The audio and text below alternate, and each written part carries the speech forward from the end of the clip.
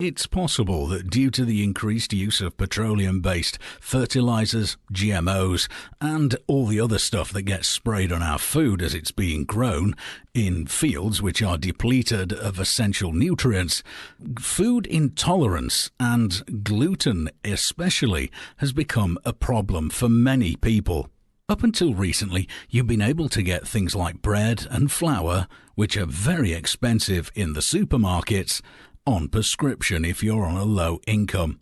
However, NHS West Norfolk Clinical Commission Group, the CCG, is a membership organisation led by 21 GP practices responsible for planning and buying healthcare services for the local population.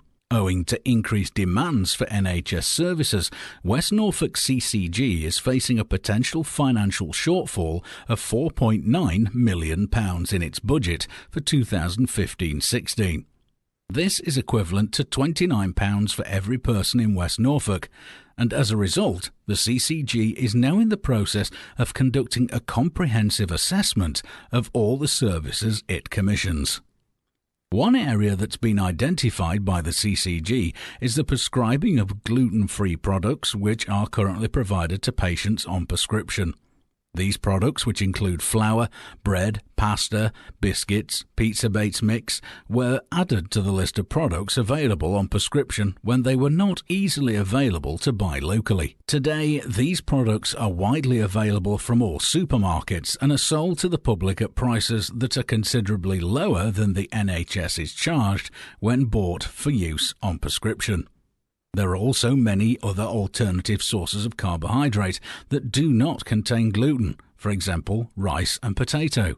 The CCG has asked your GP practice to send you this letter because you currently receive gluten-free food on prescription, and it has decided to stop funding this for adults from January 1st, 2016. Whilst it is accepted that this change may be unwelcome, the estimated annual savings of £73,000 will allow the CCG to maintain its investment in NHS services such as ambulance services, mental health services, and accident and emergency care.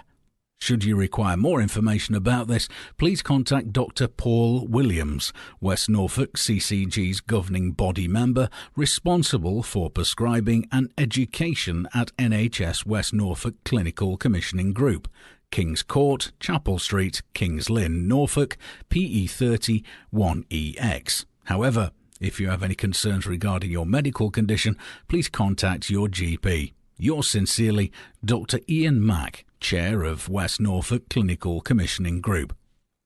Now, I can speak from experience by telling you that a loaf of gluten-free bread in a supermarket costs almost £5, and it's half the size of the usual gluten, soya, and processed bread that the rest of us get to eat from supermarkets.